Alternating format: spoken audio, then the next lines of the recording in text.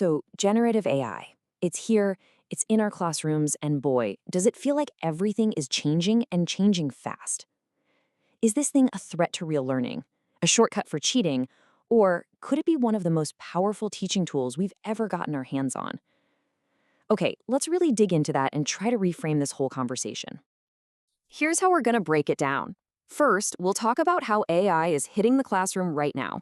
Then, we'll lift the hood and see how this stuff actually thinks. After that, we'll look at some new roles for teachers in AI, get a handle on the new generative student, and wrap up with a cool vision for what a collaborative future could look like. All right, first things first. It's totally okay to feel a little bit of everything right now.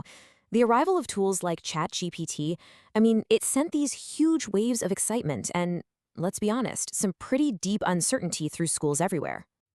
And that uncertainty, wow, it can be profound. This comment right here from a real teacher, it just perfectly captures a feeling that so many educators are sharing. We're not just talking about lesson plans here. It gets to the very core of what learning is and what it even means to be human. It's a huge philosophical shift we're all trying to navigate. This chart kind of gives us a snapshot of where teachers are at right now. And you know what? It shows we're all in this together, just at different spots on the map. A recent survey shows that half of us are occasional users, just dipping our toes in. Almost a third are jumping in pretty frequently, while about a fifth are still on the sidelines, just watching. And hey, there's no wrong place to be on this chart. It just proves how new this all is for everyone. Okay, so a lot of the fear comes from this feeling that AI is just a mysterious black box, right? We don't know what's happening inside. So let's pull back that curtain. Because really, understanding how it works is the best way to go from feeling afraid to feeling empowered. Let's start with the name itself, GPT. It stands for Generative Pre-trained Transformer. Generative is easy. It just means it creates new stuff. Pre-trained means it's already learned from a mind-boggling amount of text. Think a huge chunk of the internet, millions of books. And Transformer? Well, that's just the fancy name for the engine that makes it all work.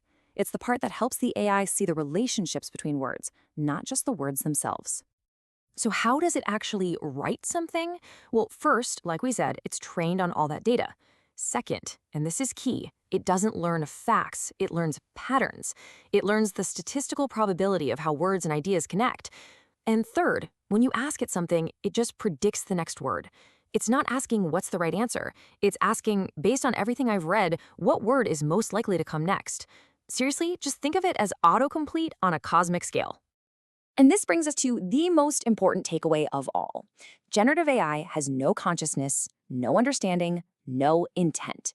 It is a brilliant, brilliant pattern matching machine. It doesn't know things, it just calculates probabilities. That distinction is everything because it means the human, your student, is always, and I mean always, in the driver's seat. So once we get that AI isn't a thinking brain, we can stop being afraid that it's going to replace us and start imagining it as a totally new kind of partner. And that, right there, opens up some amazing new roles for it in the classroom.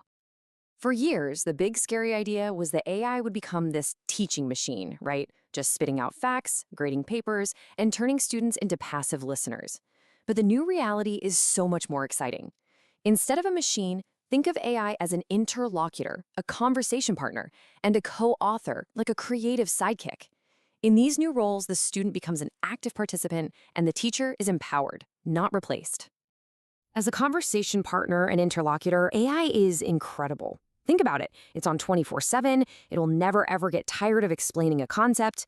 A student can ask why 100 times in a row, and the AI won't get frustrated or make them feel silly. This creates this amazing, safe space to be curious, to ask those questions they might be embarrassed to ask in class, and to build the confidence they need for real, meaningful conversations with you and their classmates. And as a co-author, oh, it's a total game changer. Just imagine a student staring at a blank page, completely stuck. AI can help them brainstorm ideas, outline an essay, or just find a better way to phrase a clunky sentence. It's not doing the writing for them. It's like a creative partner working with them. And the most important part is, the student is still the director. They are the author. They make all the final calls and keep complete creative control. Okay, but what about the students in all this? Let's be real. They aren't waiting around for us to figure it all out. They're already adapting. They're already evolving into what we could call the new generative student, and they're developing these new cognitive skills right in front of our eyes. This shift really isn't happening in a vacuum.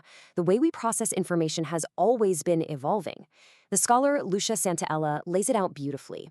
We went from the deep, meditative, contemplative reader of the 19th century to the mover reader navigating a busy city, to the immersive reader clicking through the early web. So today's generative reader is just the next logical step, a person who doesn't just consume information but actively works with it and even co-creates it. This quote from a university student, it just says it all, doesn't it? Listen to his words. He doesn't say Copilot codes for me. He says I code like a god. He feels powerful, augmented, and then the most important part, and I learn so much. For this student, AI isn't a cheat code. It's a powerful accelerator for his own learning and skill. And all of this leads us to our final stop, a really cool vision for the future of how we create things in the classroom. It's a future that's built on this idea we can call hybrid authorship. Let's make it real. Imagine you're co-creating a book cover with an AI. You, the human, start it all with the creative spark, the vision, the idea, the prompt.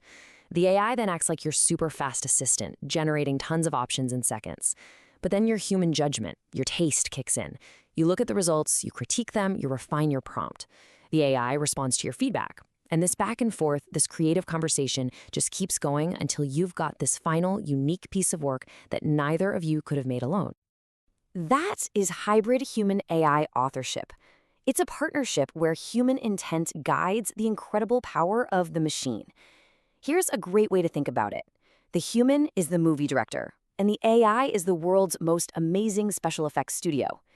The studio can create anything you can imagine, but it absolutely needs the director's vision, taste, and critical eye to actually produce a masterpiece.